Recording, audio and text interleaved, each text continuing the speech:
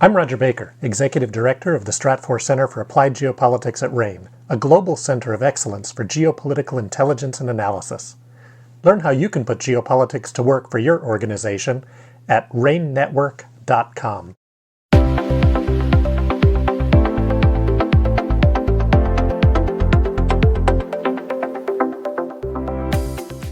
Hello and welcome to this special edition episode of the RANE podcast series.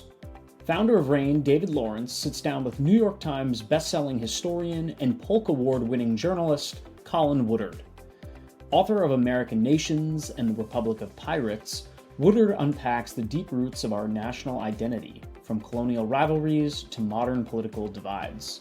He's reported from over 50 countries, shaped award-winning books, and advised everything from NBC dramas to Ubisoft video games.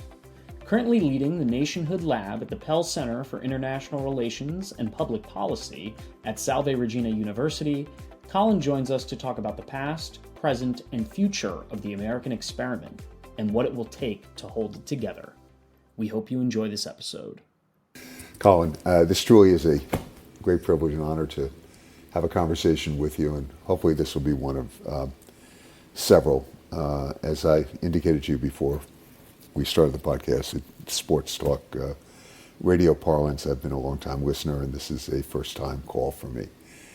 So first of all, just thank you for all the great work that you've done, and I've sort of found a common thread in it. I know you started writing from the Balkans, and you have the term Balkanization that comes, out of that region. And I'd love to hear, and the audience I think would love to hear, just a little bit about what I'll call the lineal, I hate to use the word journey, Colin, because it's too cliched, but the line of thinking that has brought you to your current point and your search and your basically your organization's search for common ground in the United States. It's a timely conversation, and I know our corporate clients and our government clients who will be listening will be fascinated to hear some of your perspectives.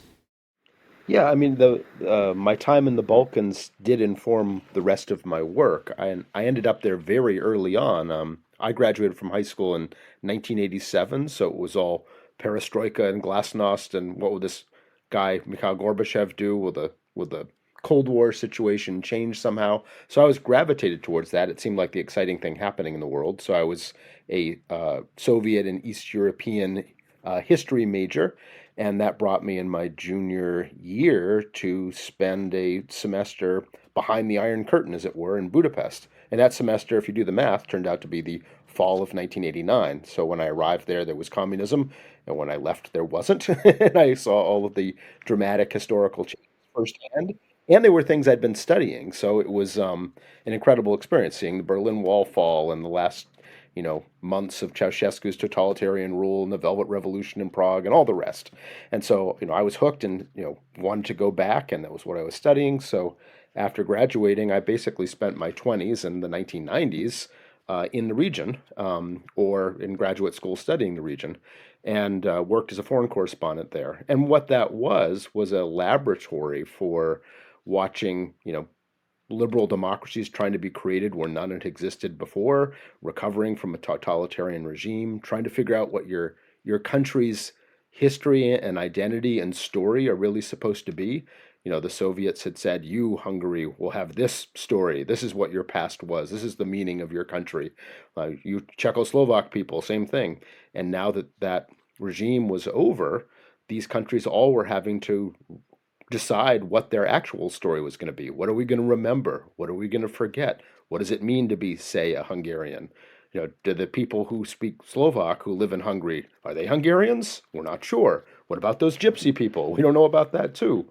What about Hungary's borders? So they used to be much bigger than they are now. We would like to extend them. So all of those conversations were happening everywhere, and there were demagogic figures who were using the situation to keep themselves in power by motivating people to hate their neighbors by telling big lies that led to, actual physical contact in the streets. People were doing this in Romania and in Slovakia, but most spectacularly in Yugoslavia with Slobodan Milosevic leading his country into a civil war. And my last phases there, living in the region, were covering the aftermath of the war and the sort of mini genocide in Bosnia Herzegovina, and that was all caused by people, using ideas of national identity and stories of who we're supposed to be as people, and deploying them to get ordinary people to do terrible things. And so, that knowledge and understanding that humans are a storytelling species, that we need to have stories of who we are and what our group is and what our tribe is and what our nation is, and that these stories have incredible power. It's not just some abstract idea. It's, whether or not people end up being shot in ditches and the like. It's a deadly business and a deadly serious business. And fast forward, 20 years later, and a lot of the pathologies and dangers that I saw, as a young journalist and scholar in Eastern Europe and the Balkans were starting to happen in North America. And so a lot of my work, both in understanding deep cultural history and its impacts now, and the more recent work we're doing at Nationhood Lab on United States' national story, what holds us together, what are our shared values, are all guided and informed by that experience I had in that region where, these powerful forces of history and rhetoric and narrative were incredibly obvious on the ground. They're more concealed in our country, in part because Americans are sort of taught to think that history doesn't matter, that somehow we Americans escaped the burdens of history and the burdens of the old world and can reinvent ourselves. But unfortunately, it's not really true, and it leads us to recognize even less the impact that these things have, and the fact that you can't neglect them entirely. And so, as you think about sort of where we are, it's interesting the point you're making, because there is an ongoing cultural debate about what stories we are going to tell about our people. And I'm not going to go down a partisan rabbit hole with you, Colin, but there are stories that have not been told. It's interesting because I was recently reading, and you probably have seen this too, in Tulsa. There is now a ongoing effort to basically ensure that the history of the Tulsa riots and the destruction of the Black Wall Street are known, and the efforts not being led by any, what I'll refer to by any one group. There seems to be a consensus around it, and there's also a notion of a fund that will help both with the continuing education and the restoration of an area, so that people will know what was once there and what was destroyed. And even the question of, does the story of Jackie Robinson and his service in the military, is that something that should be known? But I'm watching. It's interesting. People obviously have seized upon the importance of storytelling and narratives right now, and that seems to be up for debate. Yeah, and the top level stories, like the ones that define us at the highest level, are, the stories of what your nation is supposed to be.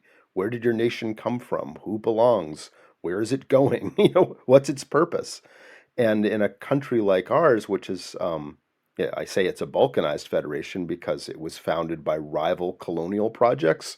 The Puritans in New England were not the same people or the same enterprise as the sort of younger sons of gentry families in the English countryside who came to Virginia, or the Scots-Irish and lowland Scots who populated a lot of the back country of the Appalachian Mountain Range, or the Dutch settled and Dutch colonized sort of commercial city-state around what's now New York City. These were all completely different societies, and they ended up together in the 1770s sort of as an accident of history, and ended up in this federation together. Nobody was really sure what this United States thing was.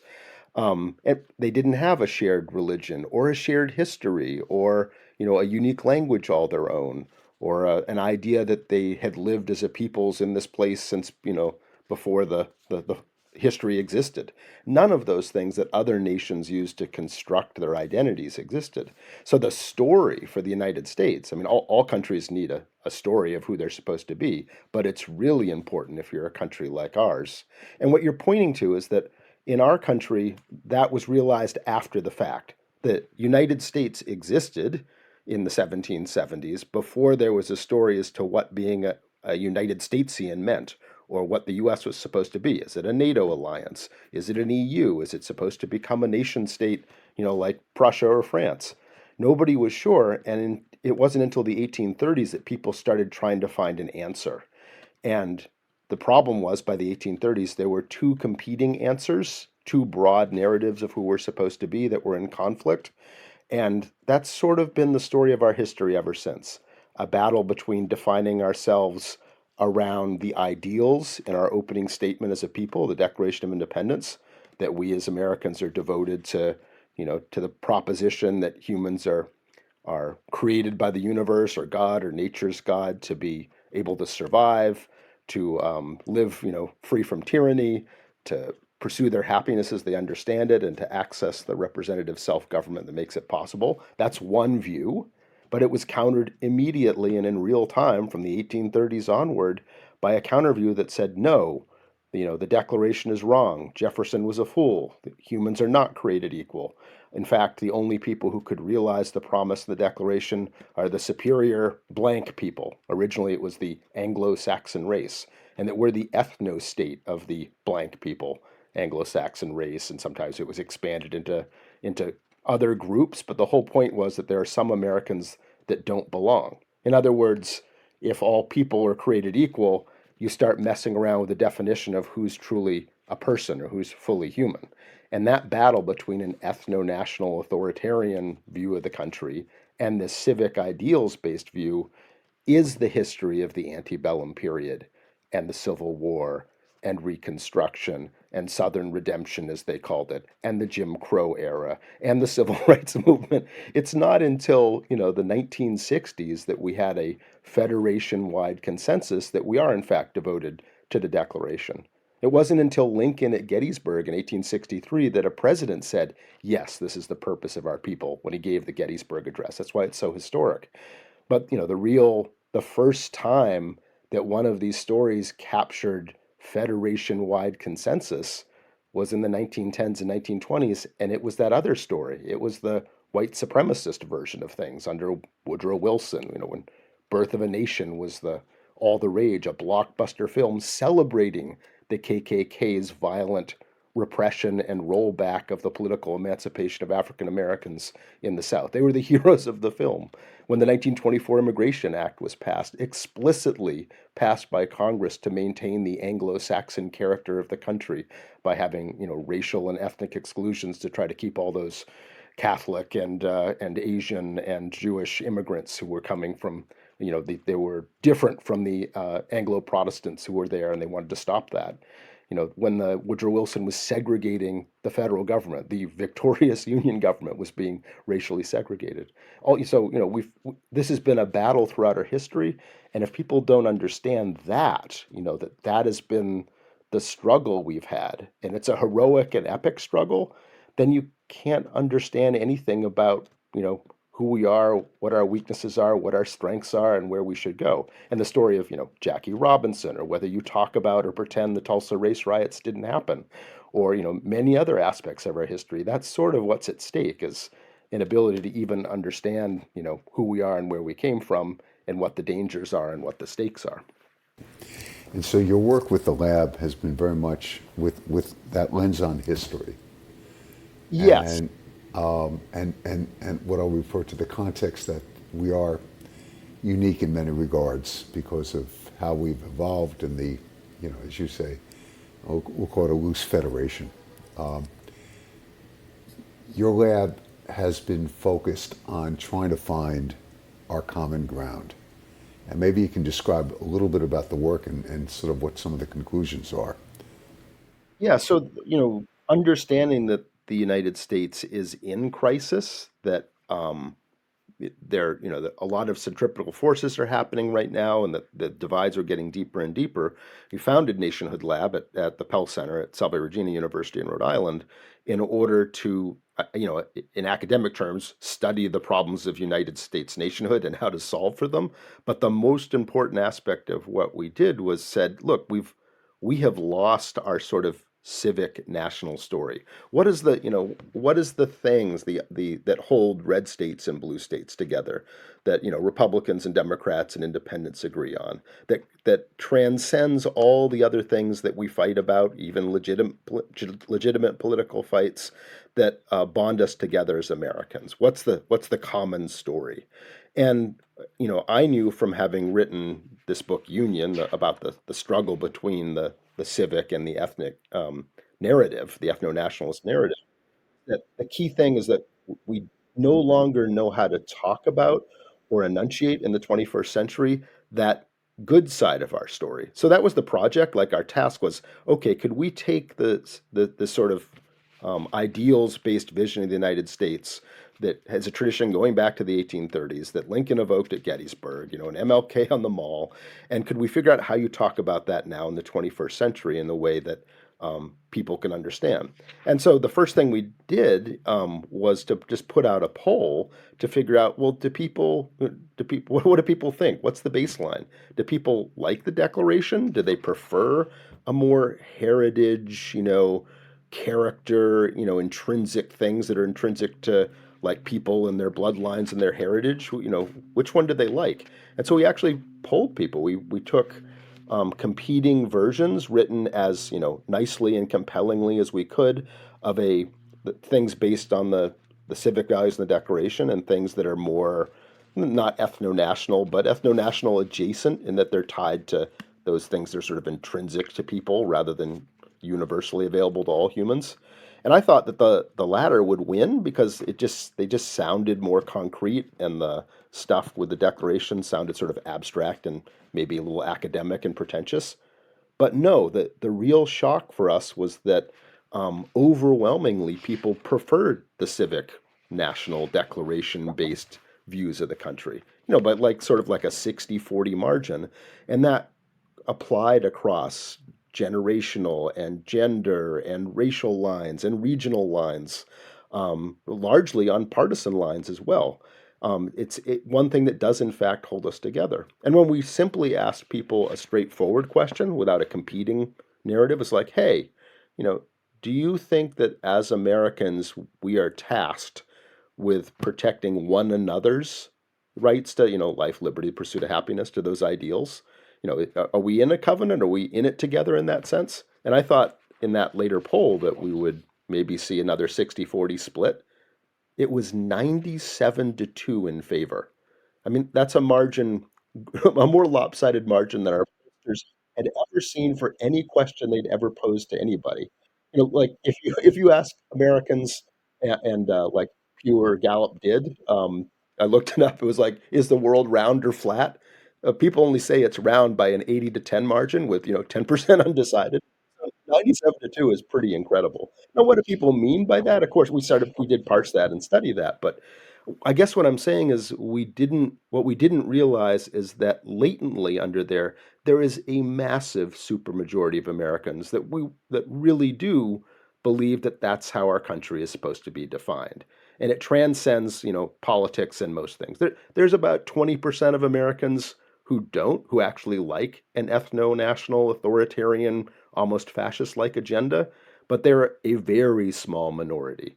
So, realizing that, the rest of our work, we did, qualitative interviews and, really sitting down with respondents and having our survey partners, parse what it is they, how do they feel about the Declaration's values and all these other things, and worked on to optimize messaging to create sort of a core, what communications people call a core narrative frame, a sort of one-pager of what the country's purpose is, what its national story is tied to the Declaration. But we were greatly assisted by the fact that people were already there pretty much. It's just a matter of giving the direction and figuring out how to actually talk about these things Because if you don't, it's not self-actualizing, right? People hear this, it's like we're really devoted to these things, not to like bloodlines and inheritance and all those kind of definitions. And people, by and large, agree with that.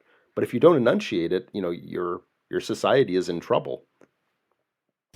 So, as we were talking before the podcast, first of all, I'm stunned by the overwhelming percentage. I'm not stunned by the result in favor, but it is the margin of that. But it is consistent with a non-scientific view that I've always had is, as I've gotten into a car and driven to various points in this country and just watched people, it's not surprising. And so what it leads, though, to, Colin, is that doesn't seem to be the message that our political leaders have fully embraced.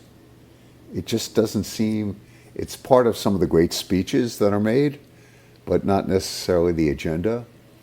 And so how do you in the lab think about building upon that, I'll call it that common ground, that foundation? Yeah, that's exactly right. And it's doubly important because the minority who embraces an ethno-national authoritarian vision of the country are great at messaging and have figured that all out and moved lots of people. So, that's not a place we want to go. That's a recipe for, sort of national destruction and chaos. So how do you, sort of deploy and bring the declaration's view of what the country's supposed to be? How do you actually operationalize that? Latently people want that product, but the product, like you say, is not out there in the marketplace of ideas. Um, we sort of stopped talking about it after the Cold War. It's like we beat the Soviets. Hey, that's great. And the lesson that came out of that, both rhetorically and in what politicians and everybody else frankly talked about, wasn't, hey, liberal democracy just defeated, state totalitarianism. It was, hey, capitalism beat communism. Isn't capitalism awesome? Yeah, capitalism is kind of awesome, but that view that we could just forget about the civic content and all those values and what the purpose is and just have it focused on, you know, globalization and markets and people as economic beings, the world discovered that that is not sufficient, right? That people value things other than just their economic self-interest, as important as that is. Brexit being an illustration of that. There are things about feeling that your identity is threatened or your place or who you're supposed to be. Those things have enormous power. So to have seeded and allowed a vacuum to form where you were no longer talking about the actual sort of ideals of the country, that those were somehow obsolete, was a terrible historical mistake and one that was, replicated by other Western democracies out there. So how do we deploy it? Well, now that we know the core frame and one that's effective to talking to people, it's getting it out there into the world. And we do it both, we're small, you have to sort of, if you want to try to sort of hack the zeitgeist of a country of 320 million people, you need to work multi-platform and with many partners. So we're, trying to hand it off to absolutely everybody, but there are some organizations and who can use this in their work and can act as force multipliers. There's organizations like the League of Women Voters who are, sort of trying to protect the ballot box and make sure that everyone can vote and vote effectively. That's, the fact that you're defending democracy and access to the ballot box is becoming politicized. And they're like, well, we're not political or partisan, and democracy shouldn't be partisan. Well, what we're providing is the answer to why. Like, here's why it isn't. Because we're a country devoted to these ideals, and among those ideals are being able to actually go and exercise your vote equally as people, and we're ensuring that. And if you say that, it makes a lot of sense. They have, tons and tons of chapters out there. To put it into their hands would be enormously valuable as a force multiplier. We're about to hit the next year is the 250th birthday of the country and the Declaration itself. Suddenly, Americans, for the first time in 50 years, are sort of being teed up to, prompted to think about what's the purpose of the country? What was the Declaration all about? What's the past 250 years been all about? And so we're trying to connect with all of these state level 250th commissions, semi-quincentennial commissions, who are charged with sort of organizing the themes and, the parades and commemorations and artwork and all the other stuff that's going to happen at the local level. But they have to think about, well, what is it we're celebrating? What are the themes there? Well, here you go, right here. Here's what the declaration was about. Here's how to talk about it. Here are the numbers and polling that shows that it's effective. So, putting it into the hands of all of those organizations, and there are others that are, working with the business community, like Leadership Now, on, if rule of law, you need rule of law in your business and it becomes threatened, how do you as a corporate entity not wanting to be partisan talk about those things? Here you go, right? This can be useful for an organization doing something like that. There are others working on a transpartisan way on civic education reform, same thing.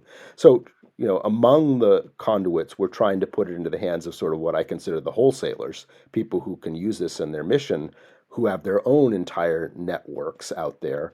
And this will be useful to those networks in talking about the purpose of the country. So that's part of it. I'll, of course, speaking and op-editing and being in the media is important sort of in the public intellectual role. But the most powerful things are to try to hand this off so that other people run with it and make use of it. And hopefully it just carries on and spreads on its own as people find the utility of it and don't even know that it came from Nationhood Lab to begin with. And that's great, that it starts sort of just spreading on its own naturally as people make use of it and adapt it into their own uses in media and worlds where they're operating.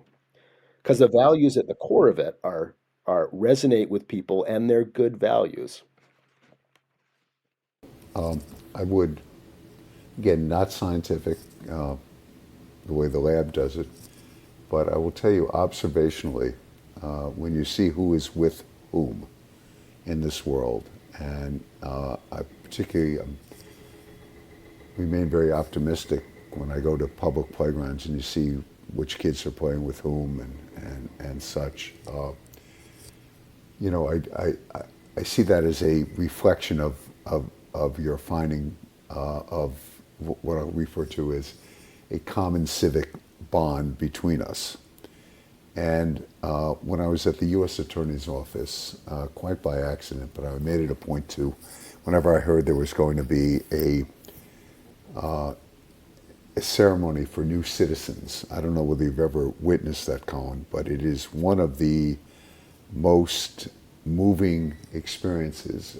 Federal judge, you have the new citizens, they come in and they take the oath, and the families are there and everything. And most judges know how to give a good welcoming speech to the newest citizens of this country. And you see, at least in New York,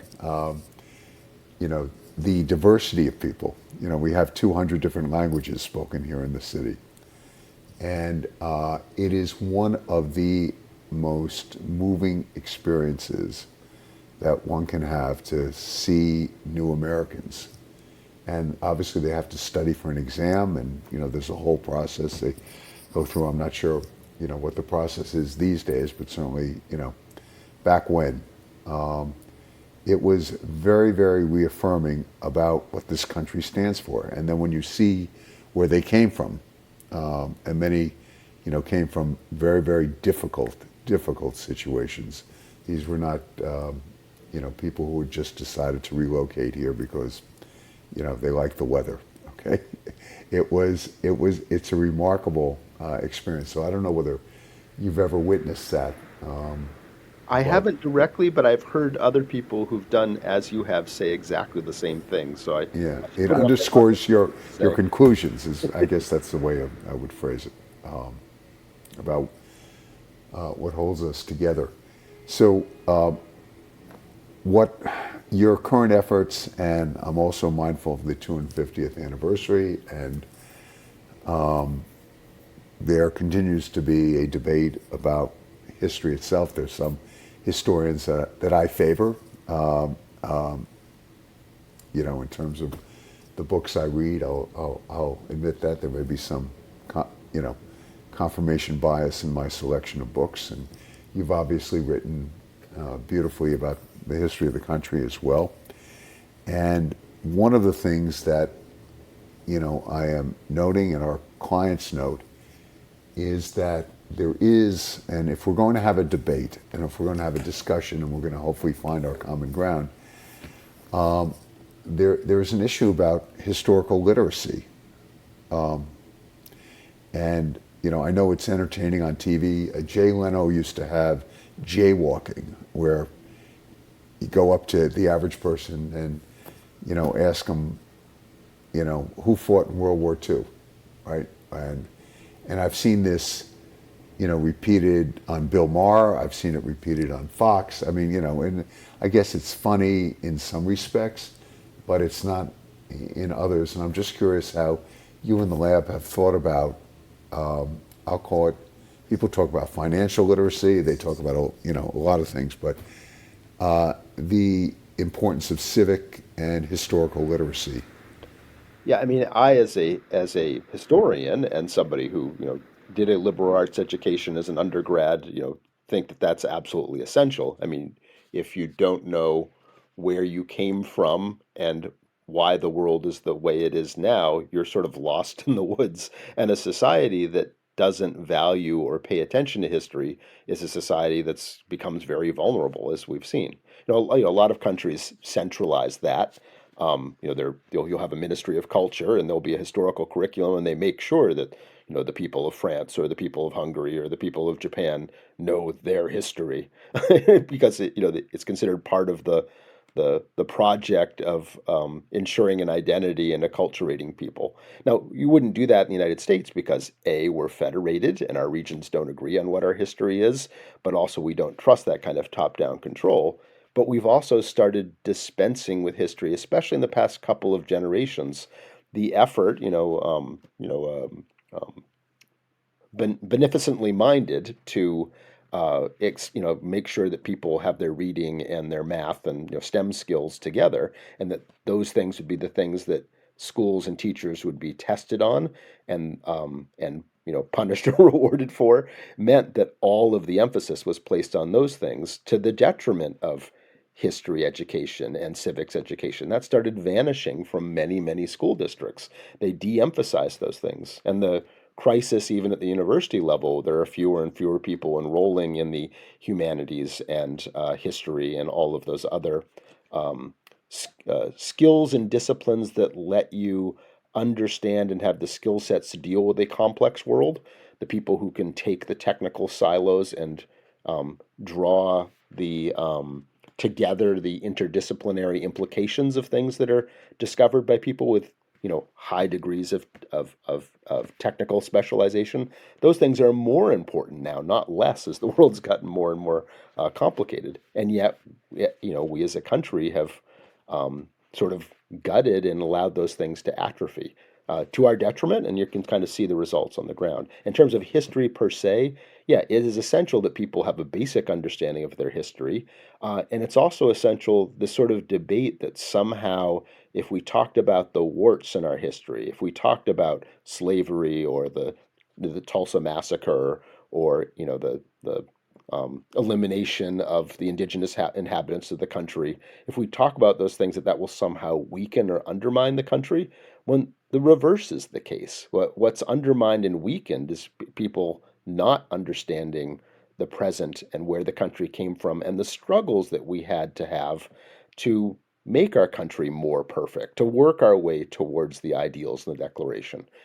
Sometimes failing, sometimes people having to heroically fight for those ideals. That makes a dramatic and compelling story. Just the drama of the fight and the struggle to try to create a society where individual humans can be, as universally and sustainably free as possible. The things that people had to do that, that is an incredible story. And it's also a story that explains the world around people. A young person's actually has a pretty good BS meter.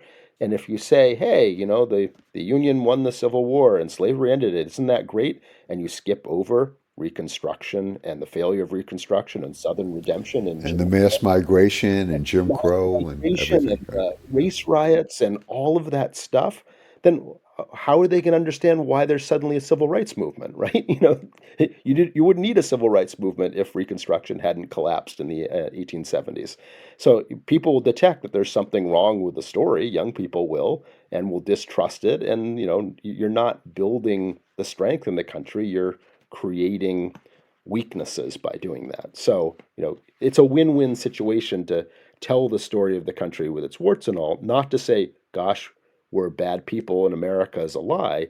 It's that humans are flawed. We always have been. We're fighting against these elements in our nature, and the country's flaws are those human flaws. But, we can and should try to transcend them. And this country has this amazing, was founded on a set of ideals, first country to be where that was the case. And they're pretty good ideals. And it's the fight, it's the struggle for that, a very human fight that is our core narrative and is a powerful narrative and draws people in and, motivates people, all the things that you want a story in a society to do. So I just find it incredibly wrong-headed when people are trying to ban the actual discussion of history, or that somehow it will make students feel bad if they know what actually happened. In the long term, they'll feel bad and they can't make sense of the world around them based on the information you've given them. Yeah, and I'm going to confess that I was talking to a close friend of mine and business colleague that because we live in a democracy and information has been democratized, you got to find it and you have to have a wide bandwidth, I believe. But there are things that I have learned in just the last couple of years that were never taught in any high school or college course I took, or law school, etc. Things that had to do with the history, for example, of Puerto Rico. Things that had to do with the history of the civil rights movement and some of the things that went on in the Jim Crow era. And while I was familiar with the Tulsa race riots, did not know many of the underlying facts and what that district was before the riots occurred, and or the details of the mass migration up north out of the South. And so I'm reminded of two things. One is Muhammad Ali once famously said that the person who thinks the same way at age 50 that he did at age 20 has wasted 30 good years. Okay, and also late Senator Daniel Moynihan. I wish he was still around, by the way, Colin. I think the Senate could use a guy like Moynihan, but he once, in the heat of an argument, admonished a colleague to say that you're entitled to your own opinion, sir, but you're not entitled to your own set of facts. And so as I was reading, a lot of what you have written in the past, and also trying to understand some of the work of the lab to find the common ground, it is also about finding some common facts that we can all agree on, okay? That these things did happen, these things did occur. There can be differences of opinions or interpretations, but I very much feel the nation is still struggling to agree in terms of the facts of our history. Yeah, now even more so than at other times. And the stakes are very high because, real totalitarian regimes like Ceausescu's Romania that I experienced, or even Putin's Russia, rely on people feeling that the truth is unknowable. I mean, you can have all kinds of crazy lies. You can say that the sun, rose in the north, and the next day claim it's always risen in the south. The point isn't to have people believe you, it's that they finally give up on the idea that facts exist. And if you're in a fact-free world, there's no possibility of democracy or self-government. The facts are whatever you nod and accept the alleged facts of the day based on what the regime says. So you have to have a shared fact environment if you're going to be a self-governing people. And those who are trying to, lead us to a world where, the truth is optional, that you have optional and alternate realities, are leading you away from the Declaration, the possibility of self-government, and ultimately human freedom. So, I mean, those are the real stakes. And there's a whole, the academic world, people who've studied, how dictatorships work and how the propaganda environments and brainwashing and Russian disinformation, this is all very well studied and established. That's why it's so harrowing that our country increasingly has been going down this path. You can have convince tens of millions of people that the most outlandish conspiracies exist.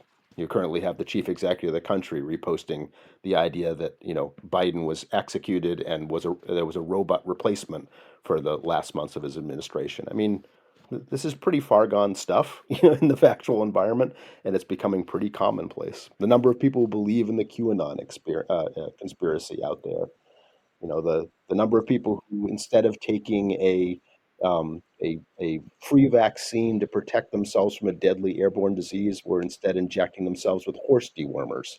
I mean, that's pretty epic disinformation kind of environment to live in, with terrible human consequences.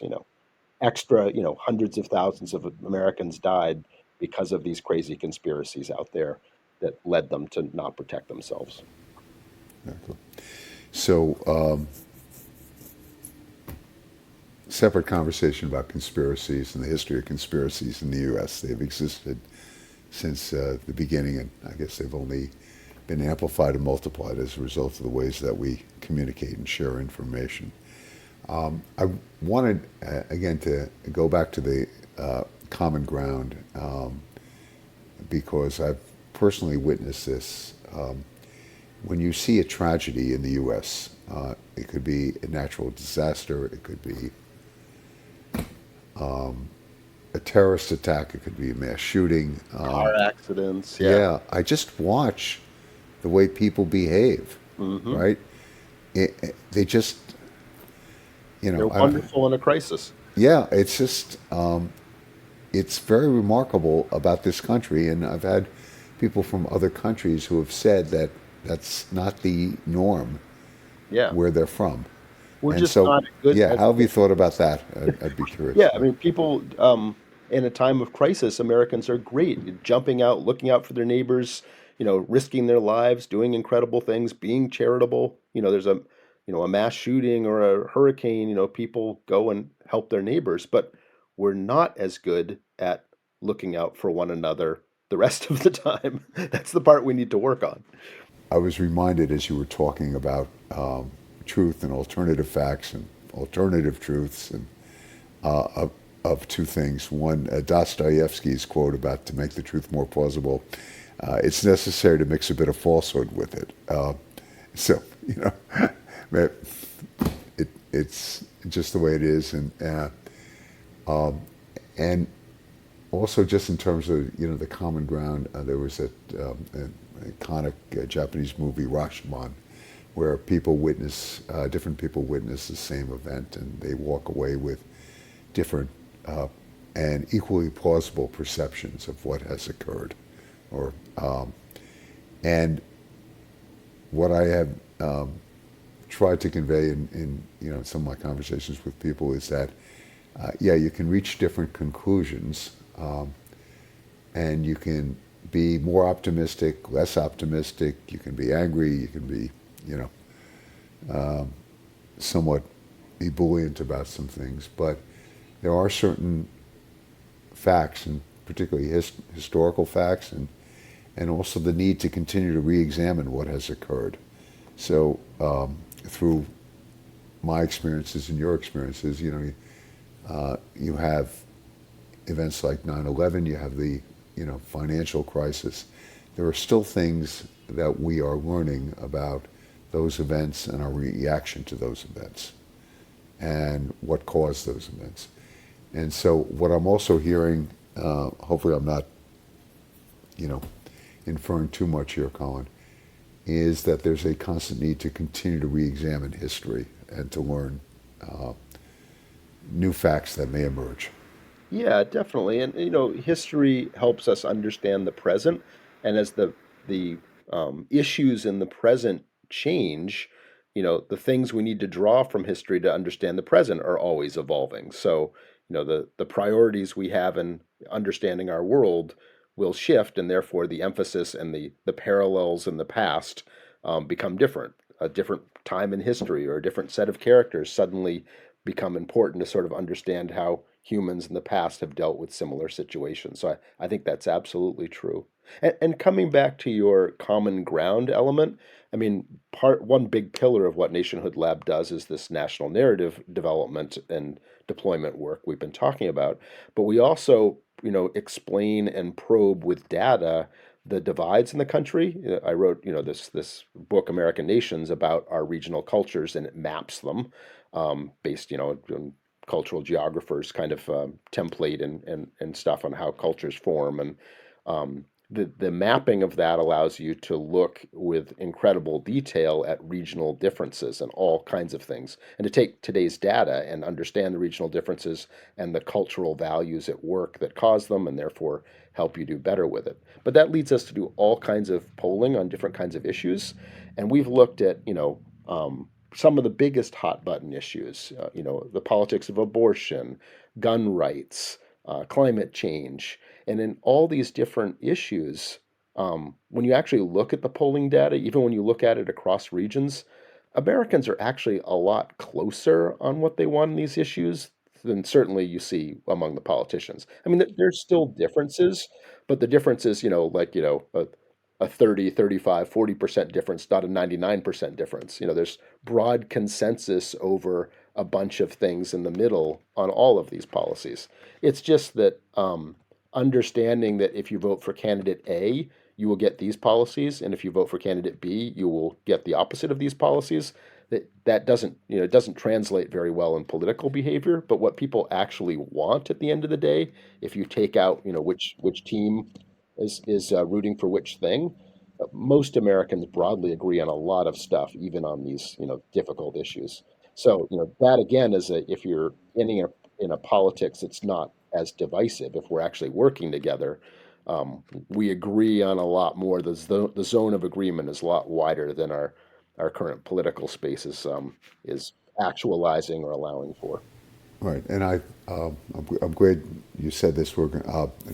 This has been a great conversation. I actually want to schedule a follow up if your schedule will permit, because it is about that gap between what people want and how they feel and the values, and sort of where the political leadership is positioning these things. It's one of the most frustrating areas, and yet I agree with you. Climate change, I agree with you in terms of on the abortion issue.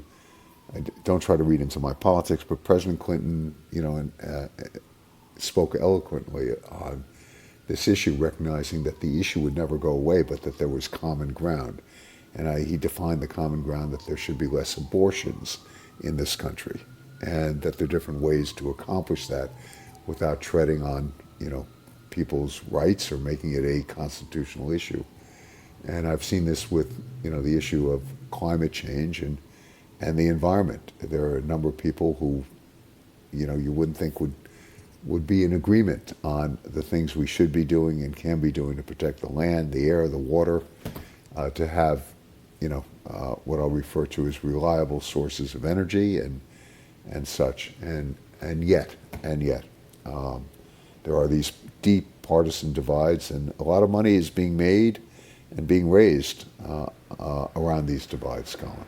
Yeah, and the parallels back to the Balkans, the the calculus of what is valuable to politicians, especially as you get onto the demagogic side of the scale, is not to solve these problems, but to mislead people in order to cause conflict and therefore elevate your own position. It's a unfortunately a successful strategy with dealing with large groups of people and trying to rally them in a certain kind of politics.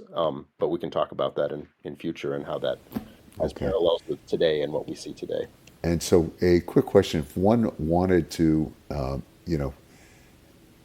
stay in touch with the work of Nationhood Lab, Yeah. what's the best way to do that? Yeah, please, if you're interested in any of this, go to nationhoodlab.org. That's the project website where everything is there. You can, click through and, download the National Narrative Report, which is only like 12 or 13 pages with the data in it.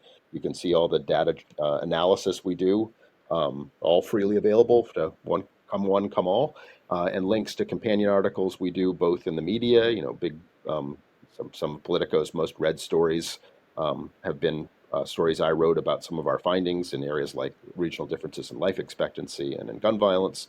And also, if you're academically minded, we've produced a vast amount of peer-reviewed academic research with colleagues in public health and medicine, showing how the regional divides and ideological differences about individualism versus communitarianism translate to health outcomes and enormous differences in health outcomes across our regional cultures. That's great. Now, if I can channel you in conclusion, reminder to everyone this. We live in an experimental nation that was founded on the notion of to form a more perfect union and to have the mechanism to do so. So your work has been terrific, Colin, and really thank you very, very much for the conversation. Well, thank you, David, for having me. I really enjoyed it and look forward to talking with you again.